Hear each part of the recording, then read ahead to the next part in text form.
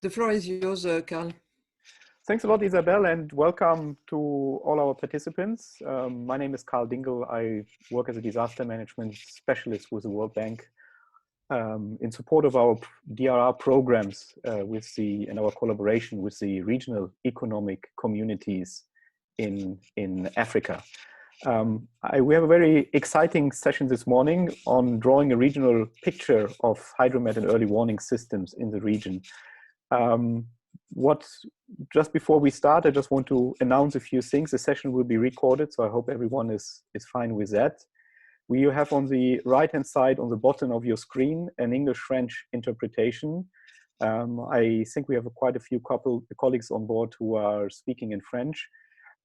So please choose either French or English, and then you can follow the whole discussion and interpretation discussion today in either language. We'll see if at the end there's enough time for having questions answered. There's a chat function. If you wish to make a comment, if you wish to have a questions, please do enter those in the chat function. Should we not have enough time at the end, because we are bound to our 55 minutes, we will try to respond afterwards to some of those chats with questions which came in.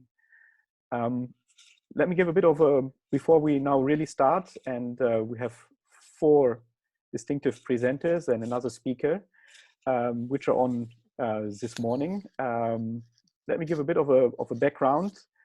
We will highlight some of the findings of the ACP EU program, Building Disaster Resilience in Sub-Saharan Africa, which is an initiative of the ACP, Africa, Caribbean, Pacific group of states, financed by the European Union and implemented by the World Bank and GFDRR. And it's a broader project which involves different partners in Africa, also UNDRR, African Development Bank, and others. But under this specific program, what is called the Result Area 2, we work closely with the 4 regional economic communities in Africa, which is ECOWAS in West Africa, ECCAS in Central Africa, IGAD in the Horn of Africa, Eastern Africa, and SADC in the South. Looking into how can DRR policies be strengthened, how can coordination be supported, how can capacity building be taken forward. So one issue which is really coming across all of these 4 recs is the move to have stronger policies, stronger work program on hydromet services. So how can data be better exchanged? How can policies on flood management be strengthened? How can the country come together on working on water resources issues? What are more impact-based issues taking those warnings forward? So this is the real part of our conversation today, to get the regional perspective from those 4 regional economic communities in Africa on presenting their work, their vision on early warning and hydromet services as one of the kind of key examples of how they have taken the role forward on disaster risk reduction in the region. With this, I'm glad that we have 4 presenters this morning. Dr. Johnson Boano, he is the director of the Environment Department at the ECOWAS Commission in Abuja. Desiree Dematsagoa Bakota, he is the head of the Water Management Unit at the Economic Commission of Central African States. Then the 3rd speaker will be Kefle Sebatu. Kefle is the program coordinator for disaster management at the Inter-governmental Authority for Development, the regional body in the Horn of Africa. He's coordinating over there the DRR program for many years already, and moved the whole program from a response to a more risk reduction level program. And the last speaker is Dr. Raj Boniadi. Dr. Raj is the head of the SADC Climate Service Center. Was previously the director of the Mauritius Meteorological Services, and he has been taking in the last 2 years the coordination of the SADC Climate Service Center forward. And last but not least, we have not as a presenter, but as a discussant with us, Marieke de Groen. Marieke is the director of Aqualinks. She will give us, I don't know, we say an outsider perspective, but she will give us a bit of an additional perspective on particularly the work she has been doing in the SADC region, what she thinks are the kind of key priorities she has been coming on. She speaks not on behalf, but as an example of many of the different experts we have been brought on board to help with this assessment, to help the RECs to get a better understanding. What is the status of the weather, water, and climate services? Okay. What is the status on things going forward? So with that, let us jump directly in the topic. So we're not spending a lot of time on the on the setting the scene.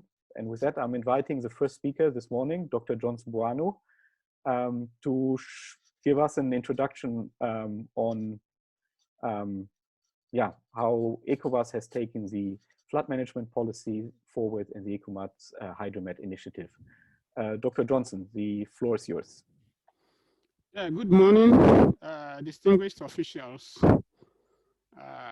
Thank you very much, Carl. Distinguished colleague panelists and all here present. Good morning to you all from Abuja, Nigeria.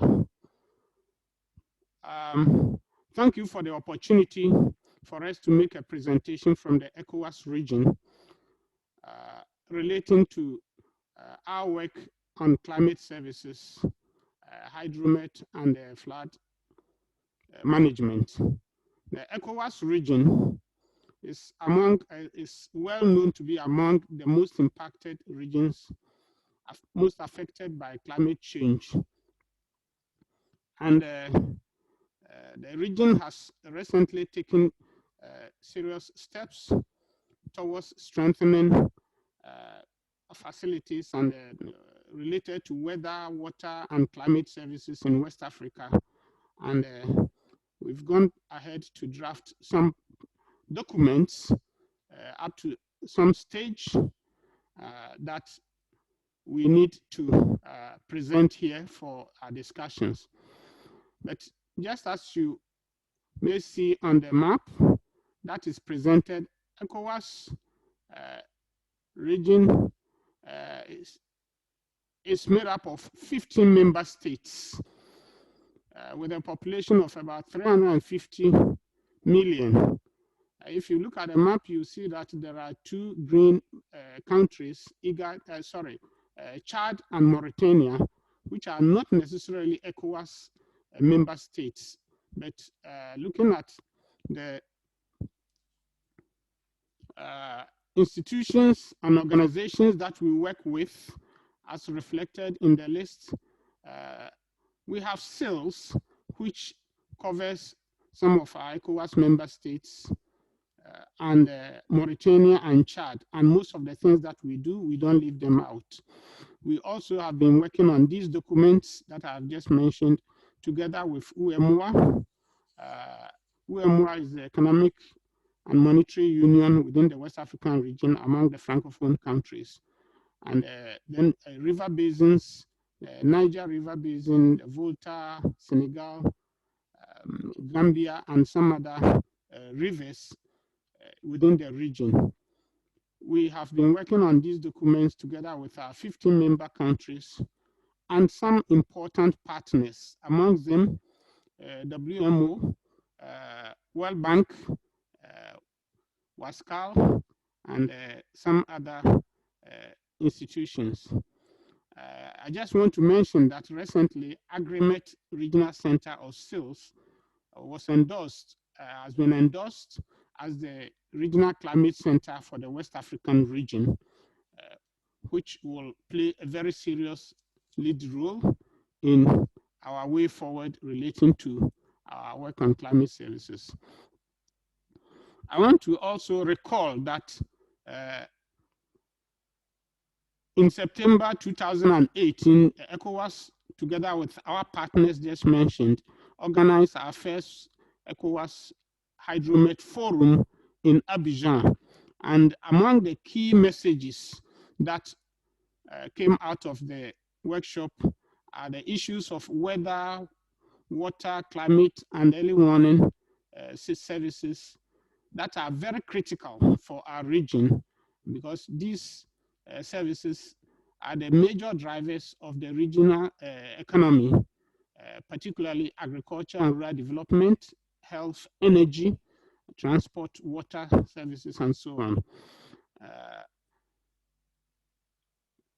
The issue of regional institutions, national governments having combined efforts also to address these issues also came on board. And the forum identified ECOWAS as a key lead role in addressing these regional challenges in water resources. And because ECOWAS has already been working on issues relating to water resources, agriculture, policy and activities, food security issues, and cross-cutting issues related to environment, gender, humanitarian, and social affairs. These and others were among the major recommendations in the previous slide. And I want to say that at the tail end, it came out clear that we need to have a modernization of our meteo and hydro services, for which reason we had to take bold steps to take further some documents that we are working on. That is a flood risk management and the ECOWAS Hydromet Initiative. As reflected here, see that we have collaborated with these regional institutions over the past period and have developed a draft ECOWAS flood management, risk management strategy that has a specific objective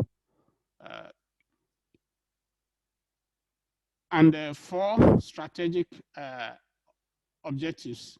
The specific objective or the general objective is to address the weaknesses that have been observed in the knowledge management and the governance issues related to flood risk management at the national and at the regional level. And for the chart here reflects 4 specific objectives.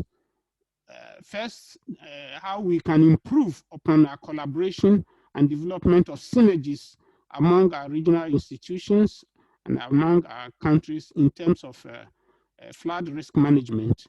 The second is on harmonization of our approaches among our member countries. Each country has what they are doing, and we think as a regional body we need to harmonize this so that we can share information and others and have a common approach to address these flood issues, and which are common to every country, most of the countries, I should say.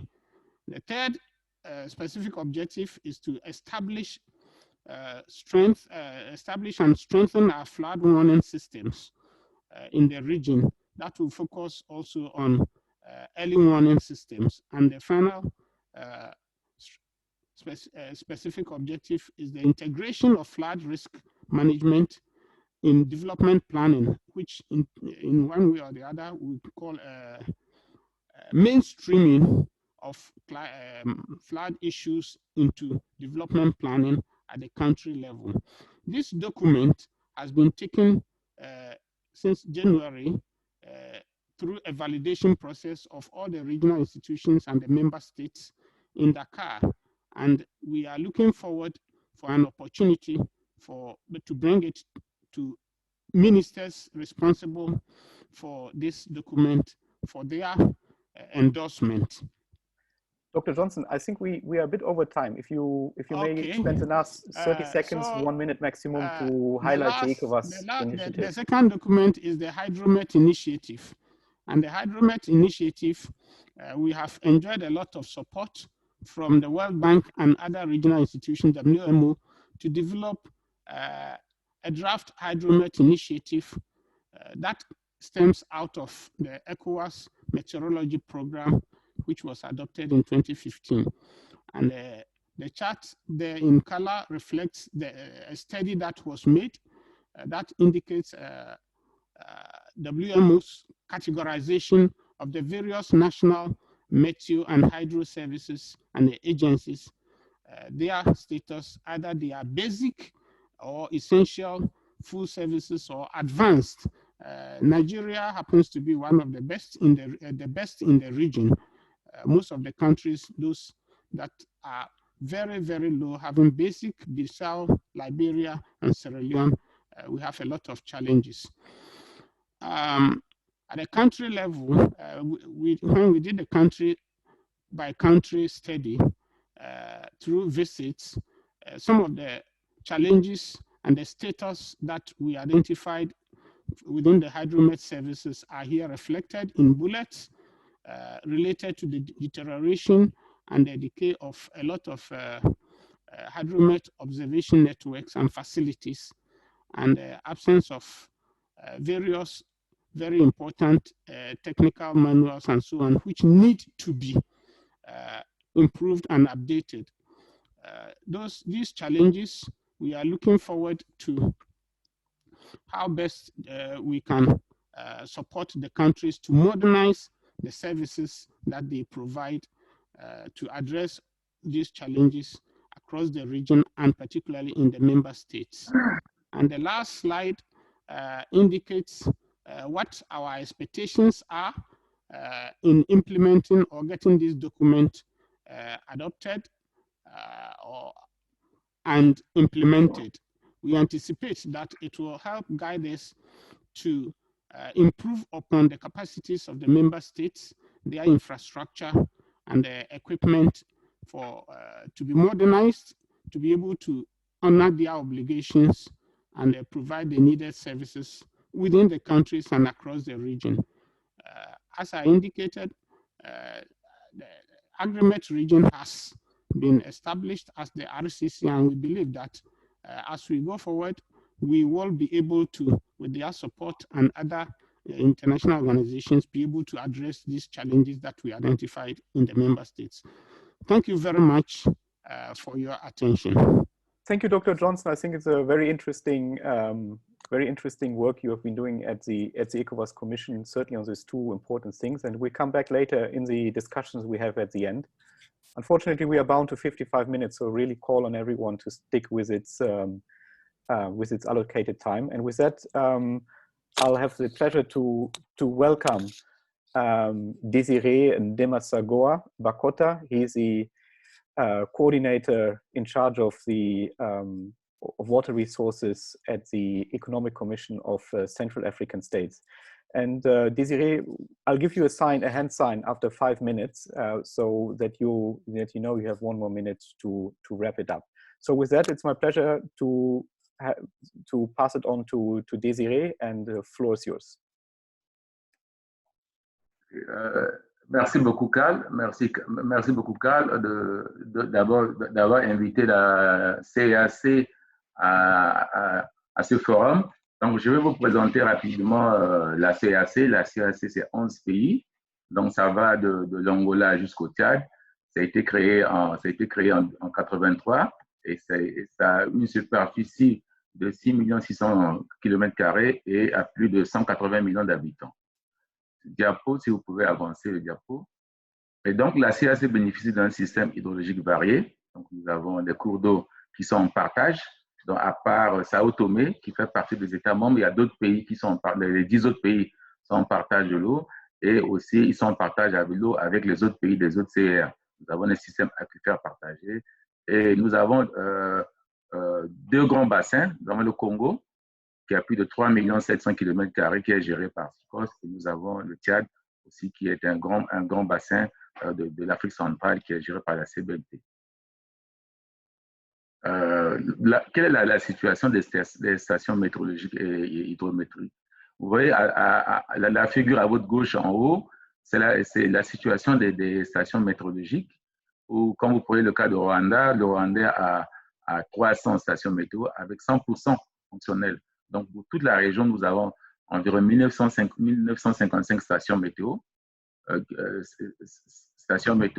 dont seulement, je pense que météo, nous avons 949 stations hydrométéo en bas, vous voyez la figure en bas, Et aussi, comme vous voyez, j'ai perdu le tableau ici. J'ai perdu, bon, j'ai perdu le tableau. Vous pouvez me ramener, Carl?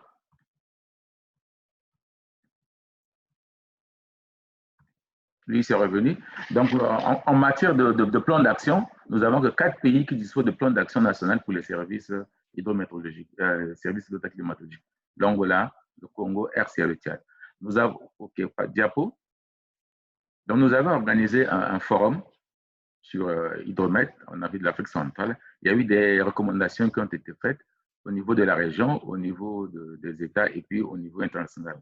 Pour la région, il y a eu 3 grandes recommandations, mais je vais seulement vous dire que l'une des recommandations phares au niveau régional, c'est de soutenir le Centre climatique régional d'Afrique centrale pour assurer la collaboration régionale et de fournir les informations sur les conditions climatiques, les événements météorologiques. Au niveau national, il y a eu plusieurs recommandations, dont 3 principales.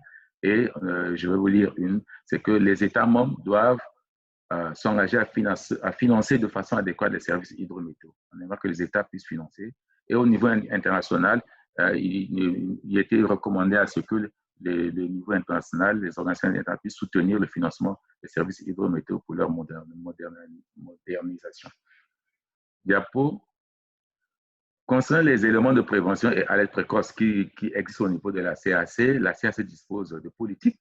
Nous avons une politique en matière d'environnement, une politique en matière d'eau. Nous avons une stratégie régionale pour la réduction des risques de catastrophes et adaptation au changement climatique qui a été validée par les chefs d'État. Nous avons le centre, comme j'avais dit. Et nous disposons des organismes de bassins transfrontaliers. Nous en avons 8, comme j'avais dit. Nous sommes en train de développer avec l'appui dans le cadre du projet mise en œuvre par la Banque mondiale financement ACP, le cadre régional pour appuyer la modernisation des systèmes des services météo. Mais aussi au niveau du secteur de l'eau, nous sommes en train de développer un système d'information régionale de l'eau qui a un volet sur la thématique eau pluviale où nous avons élaboré des protocoles de collaboration pour alimenter ce système d'information.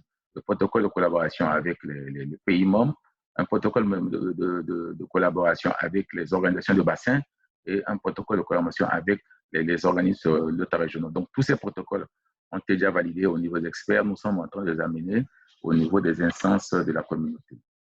Diapo. En conclusion, je dirais que la CAC, les questions que nous devons traiter maintenant, c'est que nous aimerions bien appuyer les autres États membres à disposer de plans d'action national. Parce que vous avez vu que j'avais dit seulement que c'était 4 pays qui disposaient de plans d'action national. On devait les appuyer. Appuyer aussi les autres États à disposer de systèmes de prévention d'alerte précoce. Pour que ça soit une priorité dans leur CPDN, dans leur contribution nationale pays. Nous voulons que ça soit une priorité. Éliminer les lacunes en matière de données. Appuyer les États à mettre en place une mécanisme d'échange de données parce qu'au niveau national d'abord et puis au niveau régional, dans notre région, même dans un pays, il y a un problème d'échange de données, même entre le service météo et puis le service. Et nous avons aussi à renforcer les capacités humaines et matérielles des États membres dans ce bassin. Et pour cela, le cadre régional pour la modernisation des services nous orientera à renforcer ces capacités.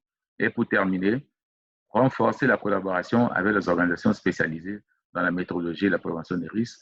On pense à l'OMM, on pense à UNDR, la Banque mondiale et autres. Je vous remercie. Thank you very much, Desiree, for the introduction. I think you took us back to the Hydromet Forum and to some of the work you're doing in the river basin. I think that's it's been very exciting.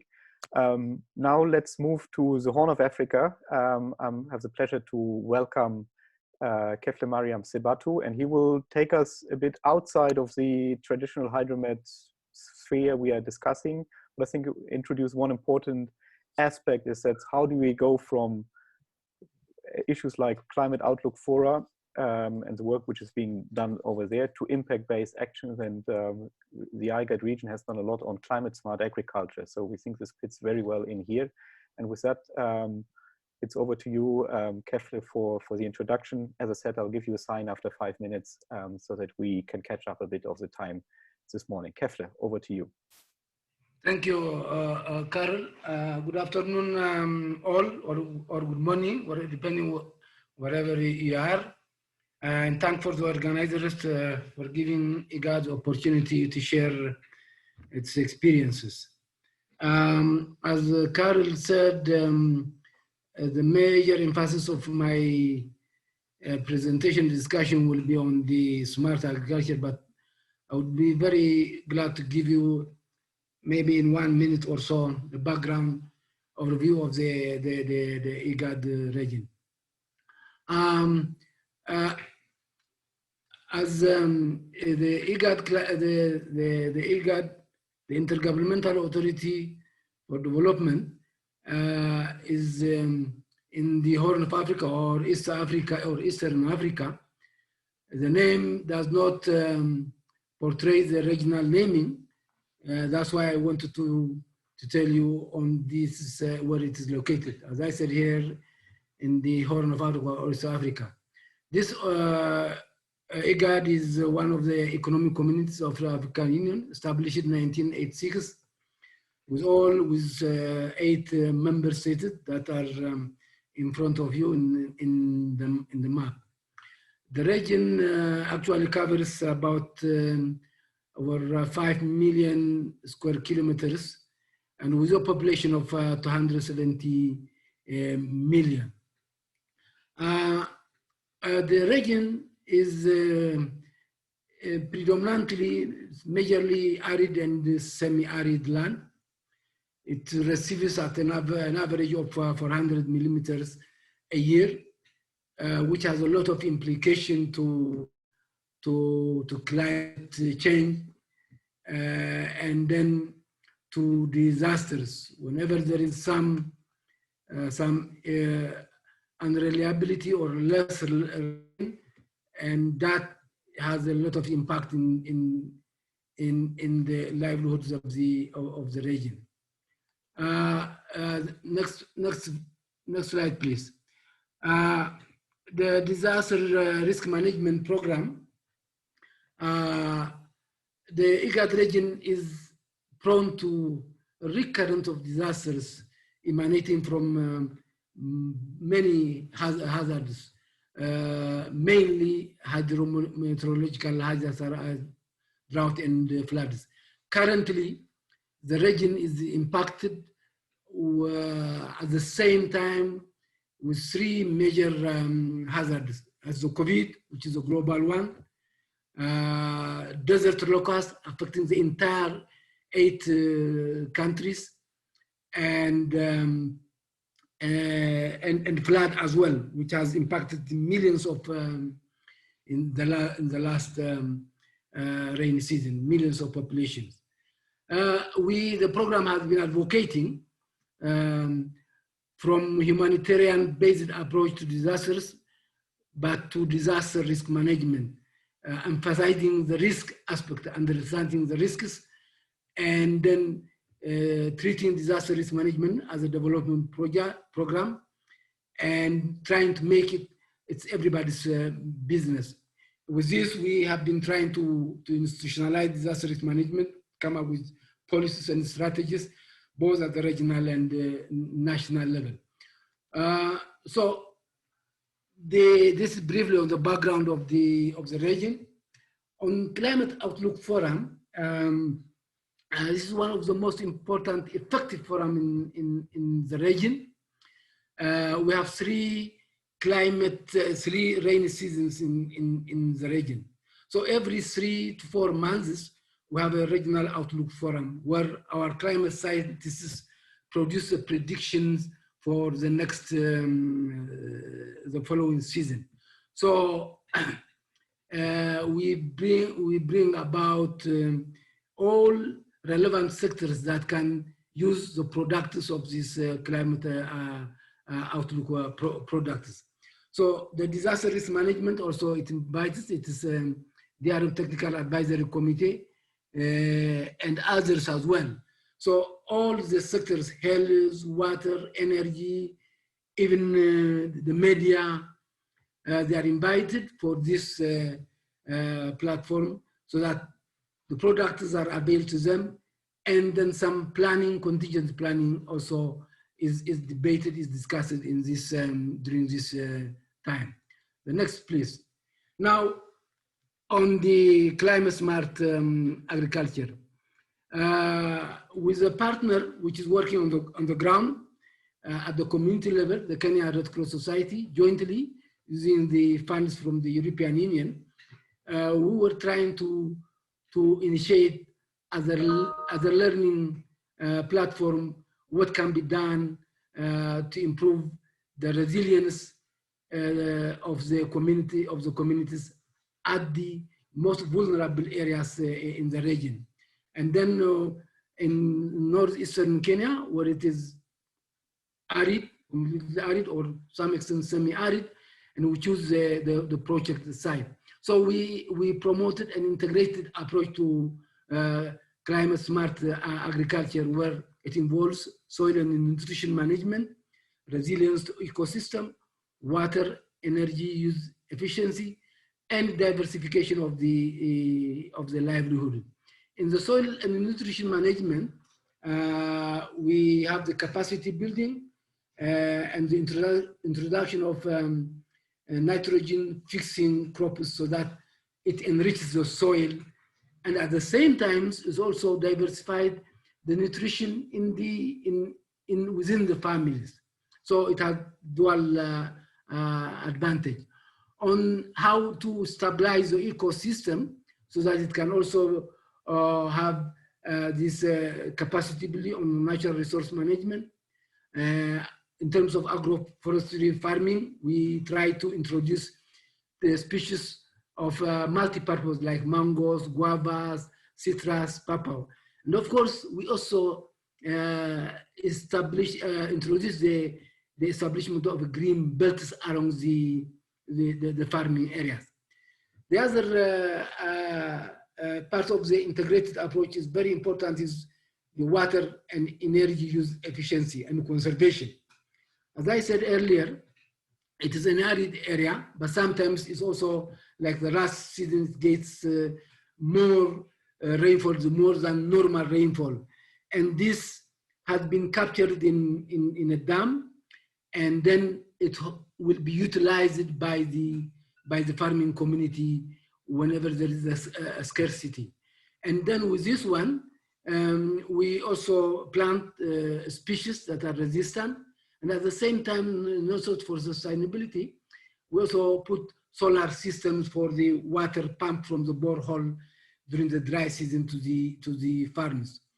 As I said earlier, this is to promote diversification rather than livestock-based approach only to the livelihood, but to diversify agriculture, forestry, crop production, all these things, so that when they lose in one thing, they can try to manage on the other one.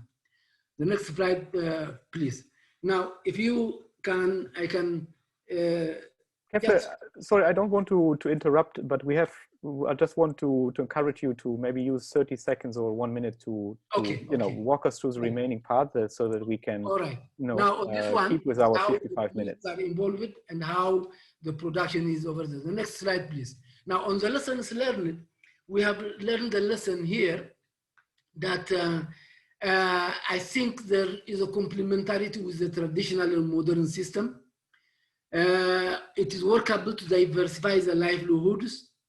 It's also, we can work in arid and semi-arid areas and increase the project accountability to the communities. Now, the last slide is what we are thinking in the way forward from now onward, so that the resilience is also more promoted. At the regional level, we're planning to introduce or to establish a regional disaster operations center, which will lead us to the development of multi-hazard early warning system for early action.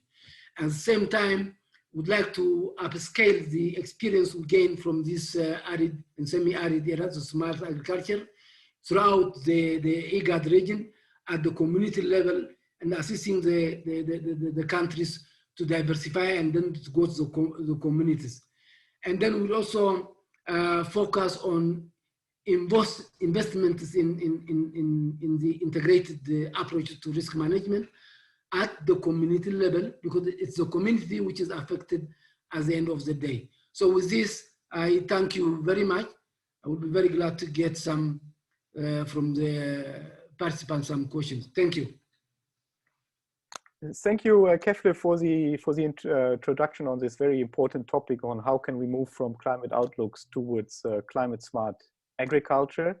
And with that, we go straight down towards the southern part of Africa. It's a pleasure to have Dr. Prithviraj Boniadi. He's the coordinator of the Climate Service Center of the SADC Secretariat, to speak about the role of the SADC Climate Service Center, the meteorological program, as well as on the recent analytical work which has been done in the region. Unfortunately, we'll need to start cutting time, so really appreciate if you can, you know, I hate to announce it, but appreciate if you can go quick. Thanks a lot, and over to you, Dr. Raj. Thank you very much, Carl, for the introduction.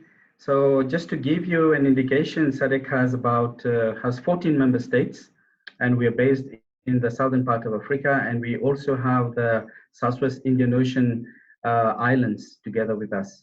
So just to give you an introduction, the Secretariat has a meteorology sector under the Infrastructure Directorate, and the main objective is to disseminate and generate timely weather and climate information. So we are governed by the strategic document of SADC, mainly the Regional Indicative Strategic Document Development Master Plan, which is new, and it is for the period 2020-2030. And we are also guided by the Regional Infrastructure Development Master Plan, which goes up to 2027. So basically, the intervention of the meteorology sector is on meteorological systems and infrastructure improvement in the region. The Climate Services Center of SADC, it carries out most of the meteorology program, and it was established in 1990 as a drought monitoring center in Harare, Zimbabwe, and now it is in the SADC Secretariat based in Botswana and hosted by the Botswana Department of Meteorology. So I'm just going to give you, to start with, some of the products that are currently generated by the Climate Services Center at SADC. Since 2018, we are generating numerical weather products using the WAF model, and this is a 7-day outlook, which we do it almost every day, and we use this type of product to generate advisories. And at the bottom right-hand side of your screen, you can see one of the advisories that we have developed, which is about the drought, and we used a mix of satellite and ground weather and ground data to determine these maps, and we generate advisories. We also produce this forum, which we convene almost every year since 22 years. And we have been improving on that. And on the left-hand side, you can see one of the products that is being displayed there. Next slide, please. And as Carl rightly mentioned, that there was a work that is being carried out by the World Bank with consultant from the Royal Haskellin DHV, and some of the results from this study. I'm just going to present you a few results, but basically it is about stock taking of national hydro meteorological services and RBO, as well as how things are going on with other sectors such as water, disaster risk reduction, and the meteorological services.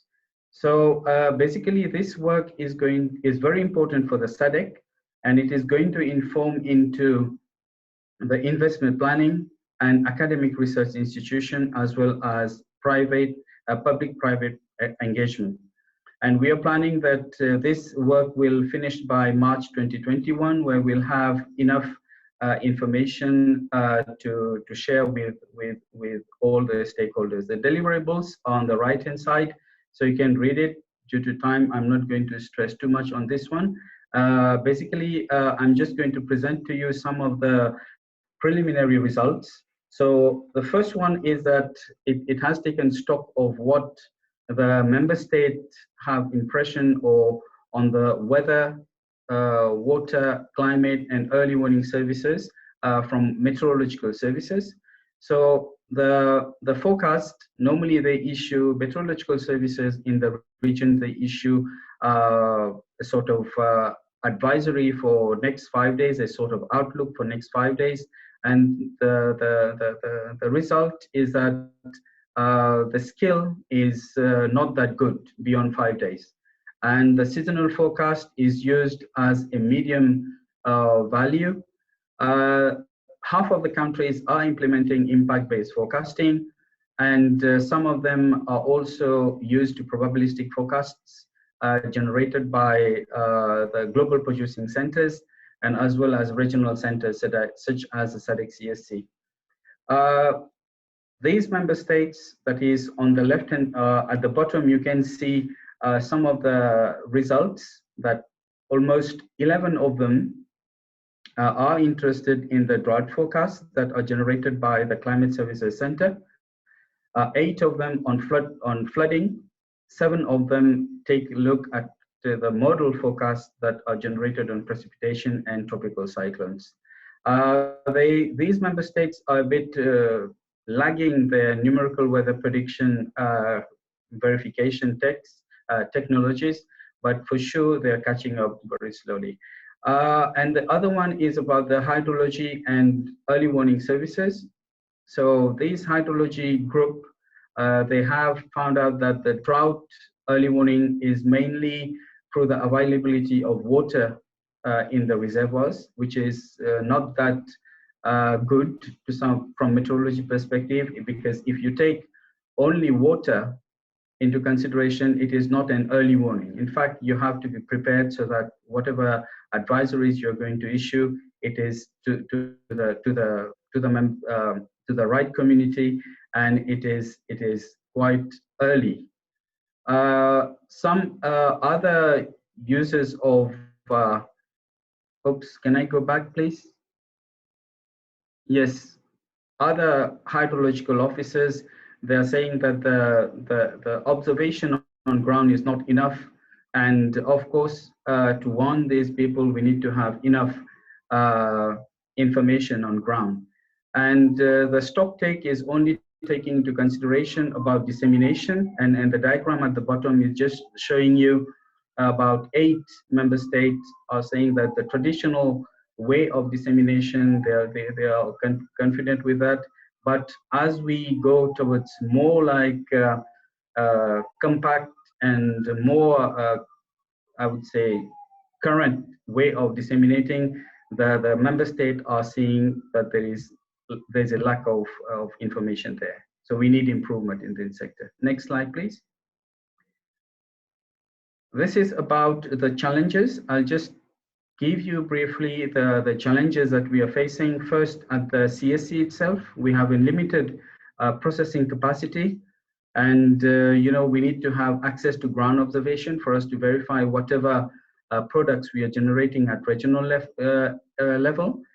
And there is inadequate office space. It is too small, our center, and we need additional support. And from member state perspective, you can see, firstly, 14 of them, they have limited financial and human resources at their level. And the color code is indicating very clearly 14 of them. 10 of the member states, they say that it is complicated to have development partners, while there's a growing number of development partners and donors that it is available. And there are also 6 of them are also interested in public-private partnership. Next slide, please. Yeah, so that's all from my side, Carl. Over to you. I hope I'm on time. Yes, thanks a lot, Dr. Raj. My apologies for, I think we started 1 or 2 minutes late. With that, I think we had sketched a very interesting picture all the way from ECOWAS in the west, via ECCAS in the central and the Horn of Africa, looking at different different issues, different programs, and different initiatives going forward. As a bit of an outsider or kind of an independent consultant, I've asked Marieke Tuchun to maybe give us a bit of a, you've been leading one of the technical studies on hydromet services in the Southern Africa region. There were many experts involved, so but I wanted to hear from you. You've organized virtual conferences with 16 member states, with river basin organizations in the last couple of weeks. So from what you have seen, from your discussions, what are, in your opinion, the kind of top 3 issues countries have raised to have a stronger integration or stronger hydromet services in the region? And maybe, yeah, give us your thought on this, Marieke, 2-3 minutes, and then we are already giving the final round again back to our colleagues from the 4 regional economic communities so that we are wrapping up on time. Marieke, maybe share a bit of what you have taken from your work in those 16 Southern African countries. Yeah, thanks, Carl. So you asked me for 3 issues that might need regional coordination. Most needs expressed in the survey and in the workshops we have just finalized are about regional support to national needs, like extra weather stations, extra river gauging stations, extra field cars, batteries, training, etc. But I see already 3 needs which might need a bit of regional coordination and will benefit the region. First of all, there is the issue of the initializing of the models that the global production centers use and the regional specialist centers. You might want to add extra meteorological stations, but it's more about making sure that data as soon as possible getting to the global telecommunication system. I mean, it needs to be real time to initialize these models. And that's not just, so the automatic weather stations that are there should remain operational and have to be uploaded. And there's also issues like outdated software. The second issue is with the hydrological services and is in improving hydrological modeling, which needs regional coordination. So it's not just about the observations, it's also about the modeling. And we see that most national services and even the river basin organizations give priority to assessing with hydrology whether developments in the catchment should be allowed or should be taking place, rather than operational hydrology to inform early warning. And there are some initiatives popping up nationally and at the river basin organizations, but it needs some regional coordination to decide whether some countries are supposed to be like expert centers for hydrological modeling within these river basins, or whether a SADC approach is necessary, or whether all the nations should go ahead to get some efficiency in this. And the third one is the last one, and is of course relevant for this whole conference, is that people need to be warned in time. And what we see in the workshops is that there's a request for early warning systems for the region, or coordinated between with coordination between hydro, met, and disaster risk management.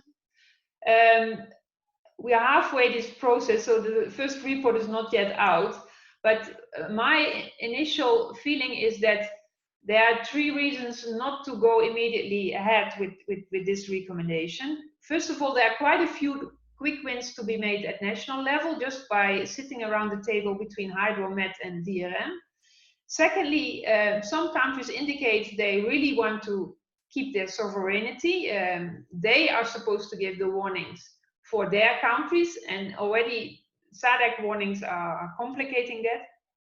And thirdly, many regional initiatives so far have stopped after funding ended with international financing. And then the member states have to come in. I mean, Dr. Raj already referred to it. that he is now incapacitated because of certain funding stopping. So rather than keep it with the national state is our first impression, but as mentioned, we have just finished the workshops and are now in the writing stage of the first of the 4 reports. Thanks. Thanks a lot, Marika. I think gives us a good kind of, external view on this work. Many of these initiatives are going on still, but we hope to present those in the next couple of weeks until early 2021. As I said, we are running out of time, but I still want to give everyone the opportunity to come back for just 1 minute. We have to cut on this, but maybe I'll invite, as we spoke already, ECOWAS and then the other RECs to just take us in 1 minute through what will be, how are you as a region planning to take these things forward to strengthen early warning and hydromet initiatives? What are the priorities for the next couple of years to come? Unfortunately, or just to the point, in 1 minute, and let's start with Dr. Johnson for your perspective, and then we go to Desiree, Kefle, and Dr. Raj before I close. Dr. Johnson, 1 minute, how will you take it further? What are the next steps on your side? Thank you very much, Carl, for coming back. For the next few years, the priorities of ECOWAS in terms of strengthening hydromet and early warning systems are first, we're thinking of modernization of the hydrology services, hydromet services, particularly equipment installations, calibration, and regular maintenance and servicing. This is key for our observation networks, for ICT infrastructure, and data management. The second is related to capacity building in terms of human resources training and infrastructure maintenance and governance of hydromet systems. We also, thirdly, are looking at improving services delivery. We have already started working with the support of WMO on establishing the national framework for climate services in all the countries to improve upon information dissemination to end users in agriculture and food security, fisheries, livestock, and so on, and particularly also on water resources. We're looking towards getting endorsement. If COVID will spare us, we'll find a way of getting endorsement of sector ministers to the draft flood risk management strategy that has been validated. And then its implementation, how we'll be able to coordinate its implementation at the country level and at the regional level. I also mentioned that the Regional Climate Center agreement has been endorsed. We're looking at how we can support and ensure its operationalization to support the member states. And finally, we're looking at how we will be able to mobilize resources for implementation of these 2 important documents that I have talked about, the flood risk management strategy and the hydromet initiative. We need to mobilize resources to assist implement them. Thank you. Thank you, Dr. Johnson. And let me pass it straight over. I think we are getting towards the closing sign, but I hope the organizers give us 5 more minutes. Desiree, 1 minute. What are the next priorities for the next 5 years? Ok, merci beaucoup. Merci. Je pense que les priorités, vous avez vu que la CAC, la communauté des États de l'Afrique centrale, nous disposons déjà des politiques, des stratégies de quelques institutions au niveau régional. Et les 2, nous avons pour ces 5 ans, dans le plan stratégique à moyen terme de la CAC, nous avons 2 grandes actions. La première action, c'est de opérationnaliser le centre d'application qui a été créé en mai 2015 et qui est basé à Douala. Nous allons vraiment rendre ça opérationnel, mettre en place tous les outils nécessaires, y compris les ressources humaines. La deuxième grande action qu'on va faire pour cette période quinquennale qui nous reste, c'est de finaliser, faire adopter par les chefs d'État, les instances de la communauté, les ministres et les chefs d'État, le cadre régional pour appuyer la modernisation des systèmes des services hydrométéo nationaux qui est en cours d'élaboration, comme j'avais dit, avec l'appui de la Banque mondiale, afin d'appuyer les États, à augmenter le budget affecté aux services météo-hydro, à augmenter le budget afin d'appuyer les États et les organismes de bassin à renforcer leurs ressources humaines. Il y a un problème de ressources humaines au niveau des services météo et les organismes de bassin, et aussi appuyer les États à disposer de politiques en la matière nécessaires en démontrant l'importance des services climatiques. Il faut qu'on démontre l'importance qu'ils puissent vraiment donner les moyens, améliorer le cadre législatif et institutionnel, et beaucoup plus, comme a dit tous mes prédécesseurs, améliorer les capacités techniques. Voici les deux grandes actions pour la région, pour l'Afrique centrale, pour ces 5 ans. Je vous remercie. Merci, thank you, Désiré. And Kefle, from the Horn of Africa, you already announced a bit what you're planning. What are, for the next couple of years, the priorities in the IGAD region? Thank you, Carl. I think I have hinted in my earlier presentation, but let me emphasize. We have in the last engagement, the last 5 years, we have developed quite a number of strategies. We reviewed the existing disaster risk management strategy, aligning to the global and African framework of action. We have developed a roadmap how to mainstream disaster risk management in the school curricula. We've developed this water strategy and integrating the RM and the climate change adaptation. These are the strategies that we will be endeavoring to implement in the next 5 years. Scale up at all IGAD member states, the resilience at the community level by learning the lesson from the one we implemented the initiatives. Also strengthen the capacity, like all the other Rex said, capacity of the administration of the member states is one of the key areas. And also we will really strive to mainstream the RM along all sectors, to include the RM as a policy issue within their respective like water, health, etc. But most importantly, we will establish a disaster operations center aiming at developing multi-hazard early warning system for early action and linking it with all the member states and mobilize resources primarily internally and of course from partners in order to implement this I outlined above to implement in the next 5 years. Thank you.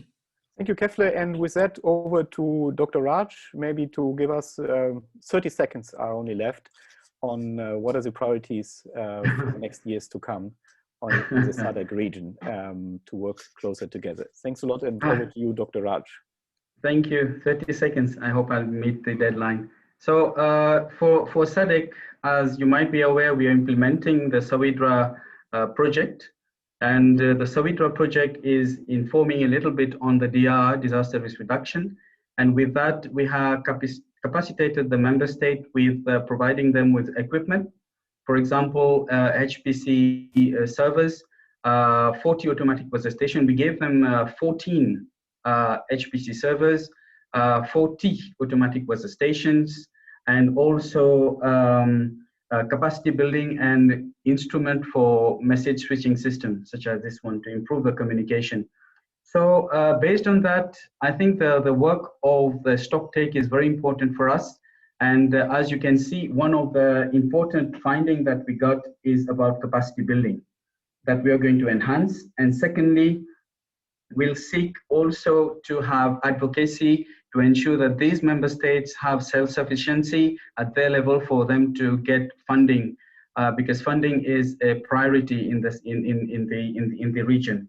At the same time, it is important also to have early actions, and early actions is also about investment in the meteorological services and meteorological equipment for them to be adequately capacitated to give information to their stakeholders.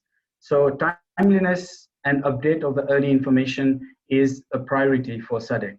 And I hope that with this, we'll get support from the donors and our ICP partners for us to establish this kind of capacity and capability, not only at the level of member state, but also at the SADC Secretariat and the Climate Services Center to be equipped enough to provide regional support and advisories to all the member states in the region. Thank you very much, Carl. Over to you. Thank you, Dr. Raj, for this, spelling out what are the next, for the next years to come. I would like to thank everyone. I think we are coming to the end of our conversation. We started a bit late, but I think we had a very good presentation and conversation later on what are the regions doing on policies, what are the activities being done on early actions like climate smart agriculture, how have the regions brought actors together like in Central Africa, the climate, the Hydromet Forum, what are the technical partners doing in the South. Thanks a lot to all speakers for pointing this out. I think it's a very interesting topic, and it would be good to go much more into detail. And I think we are currently working through the R2 program with the different regional economic communities like ECOWAS and ECCAS to plan the next Hydromet forums in those regions for 2021, likely also in a virtual format, will likely be not face-to-face. But I think in those sessions, we really want to drill in again, have a closer look and spend a lot of time on those issues which we were just this morning able to look into it from the broad perspective. So with that, I would like to thank you all for coming. First of all, the speakers from the 4 regional economic communities, Dr. Johnson Boano, Desiree Nematsegoa, Kefle Mariam Sebatu, Dr. Raj Poniadi, as well as our expert consultant, Marieke de Groen. With that, I see there are a few questions on the chat. I don't think we'll be able to answer those, but we'll do our best to, if they are not yet addressed, to respond to this after this session. There will also be a recording of this available on the UR forum. And with that, I'll thank all of the participants who joined in. I hope it was a very interesting snapshot of the work we are doing together with the regional economic communities. The Understanding Risk Forum is still on today, and I think also some technical sessions tomorrow. So if you're interested, don't hesitate to join any of the other 100+ sessions, and hopefully we'll be seeing all of each other back at the upcoming Hydromet forums in those regions in ECOWAS, ECCAS, and the other parts. With that, thanks again. Thanks for the organizers and the interpreters, and hope to see you soon at one of the other events.